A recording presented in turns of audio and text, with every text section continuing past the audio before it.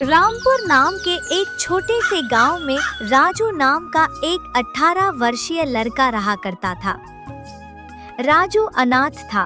उसकी माँ उसे जन्म देते ही चल बसी और उसके पिता ही उसे पालने के एकमात्र सहारा थे। जब राजू 8 साल का था तो उसके पिता किसी काम से जंगल गए और फिर कभी लौट कर नहीं आए। उसके बाद राजू पूरी तरह अकेला हो गया। राजू गांव की एक टूटी फूटी झोपड़ी में रहता था। उसके घर के पास ही गांव का सरपंच और उसकी पत्नी रहते थे। उनकी अपनी कोई संतान नहीं थी, इसलिए राजू के माता पिता के गुजर जाने के बाद उन्होंने ही राजू को पाला। ये लो राजू बेटा, ये खाना खा लो और अगर कम पड़े तो मुझसे आकर ले लेना। अरे मौसी, मैं कब तक आपके ऊपर बोझ बनकर बैठा रहूँगा। अब तो मुझे शर्म आती है। अरे बेटा, ये तुम कैसी बातें कर रहे हो? अगर तुम हमारे अपने बच्चे नहीं हो तो इसका मतलब थोड़े ना है कि तुम हम पर कोई बोझ हो। आगे से ऐसी बात मत करना, चुपचाप ये खाना खाओ। यह कहकर सरपंच की पत्नी सीमा वहां से चली गई। राजू ने आराम से खाना खाया। खाने के बाद जब वह झोपड़ी से बाहर निकला तो सामने ही सरपंच दिखाई दिए। राजू ने उन्हें देखा और सीधी उनके पास जा पहुंचा। राजू बेटा, खाना खा लिया है ना? जी सरपंच साहब, अभी अभी मौसी खाना देकर गई और मैं वही खाकर घर से निकला हूँ। हाँ, अच्छा किया। अब तुम बड़े हो गए हो बेटा, अपना ख्याल रखना सीखो। जी सरपंच जी। 8 वर्ष की उम्र से लेकर अब तक आप ही मेरा ख्याल रखते आए हैं, पर अब मुझे शर्म आने लगी है। अब मैं कुछ काम करना चाहता हूँ। इसमें शर्म की क्या बात है बेटा? हमने तो हमेशा तुम्हें अपना ही माना है। लेकिन अगर तुम्हारा मन फिर भी कुछ करने का है तो सुनो, गांव के पास वाला जंगल अब पहले जैसा खतरनाक नहीं रहा। चाहो तो वहां जाकर लकड़ियां काट सकते हो या शहद इकट्ठा कर सकते हो। जी सरपंच जी, मैं कल ही जंगल जाऊंगा। अब समय आ गया है कि मैं अपने लिए और आपके लिए कुछ कर दिखाऊं। अगले दिन राजू एक कुल्हाड़ी लेकर जंगल की ओर चल पड़ा। कुछ ही देर में वह जंगल पहुंच गया।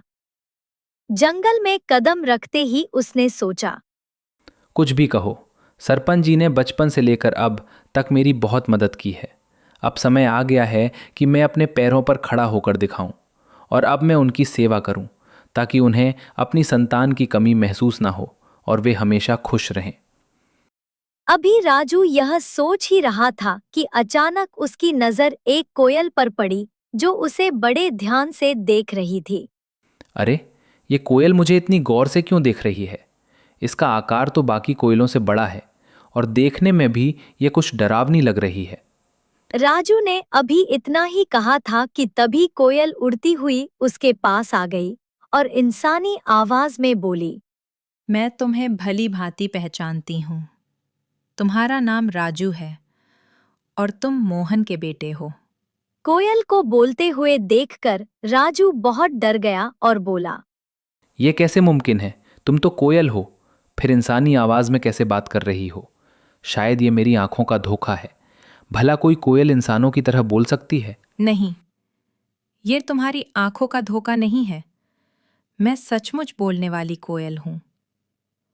असल में मैं भी कभी इंसान थी, लेकिन एक तांत्रिक ने मुझ पर श्राप दे दिया और मैं कोयल की शक्ल में बदल गई। मैं तुम्हारे पिता के रहस्यों के बारे में सब कुछ जानती हूँ। वे कुछ समय पहले जंगल गए थे और फिर कभी वापस नहीं आए। अरे न जाने कौन हो तुम, मैं ऐसे कैसे तुम्हारी बात पर विश्वास करूं? कभी सोचा है तुमने?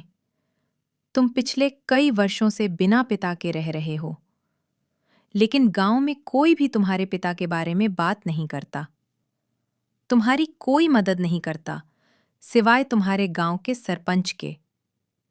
लेकिन मैं तुम्हारे पिता के बारे में सब कुछ बता सकती हूं। तुम्हारे पिता अभी जिंदा है और मुझे ये भी पता है कि वे कहाँ हैं। अच्छा तो बताओ, मेरे पिता कहाँ हैं? मैं उनसे मिलना चाहता हूं। मैं तुम्हें जरूर बताऊंगी, मगर उससे पहले तुम्हें मुझे इस श्राप से मुक्त करना होगा।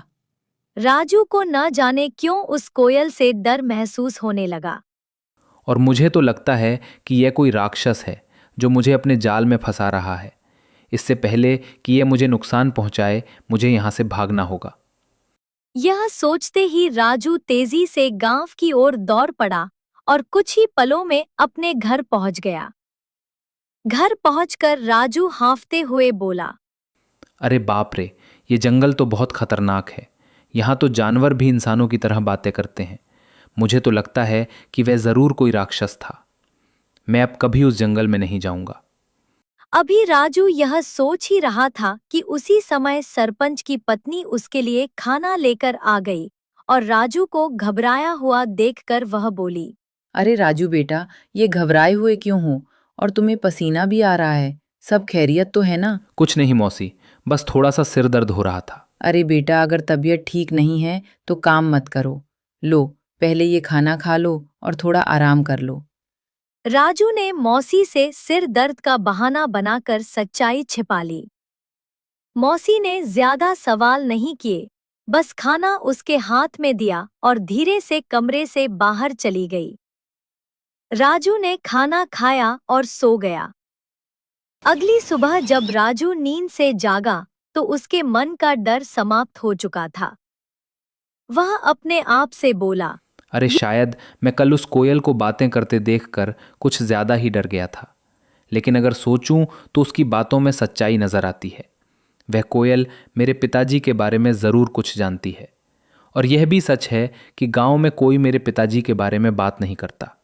जब भी मैंने सरपंच जी से अपने पिताजी के बारे में पूछा, उन्होंने हमेशा बात टाल दी।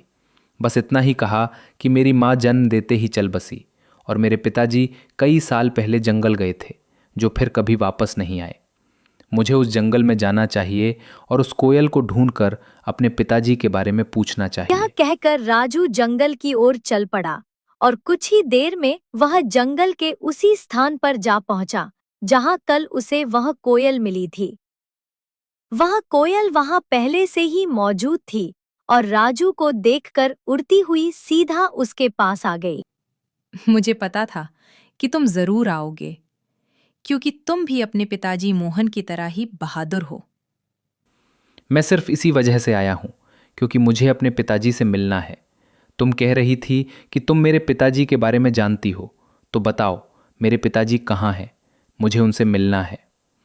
कल मैंने कहा था कि इसके लिए पहले तुम्हें मुझे इस श्राप से मुक्त कराना होगा, लेकिन तुम चिंता मत करो, मैं तुम्हारी मदद करना चाहती हूं। तुम मुझे अपना दोस्त समझो। मैं जानती हूं कि तुम बचपन से ही गरीबी से जूझ रहे हो और कभी-कभी इस बात पर तुम्हें शर्म भी आती है। हाँ, तुम बिल्कुल सही कह रही हो। मैं सचमुच गरीब हूँ। बचपन से ही सरपंच जी और उनकी पत्नी ने मुझे पाला है, लेकिन अब हर वक्त उन पर बोझ बनकर रहना मुझे अच्छा नहीं लगता। मैं चाहता हूँ कि अब मैं खुद कमाऊँ, ताकि वे दोनों चैन से बैठकर खाएं और खुश रहें। अगर तुम चाहते तो मैं तुम्हें धन कमाने का रास्ता दिखा सकती हूँ। अच्छा, मगर वह कैसे? तुम मेरी मदद कैसे कर सकती हो? मैं इस जंगल के सारे रहस्यों को जानती हूँ। आओ मेरे साथ चलो।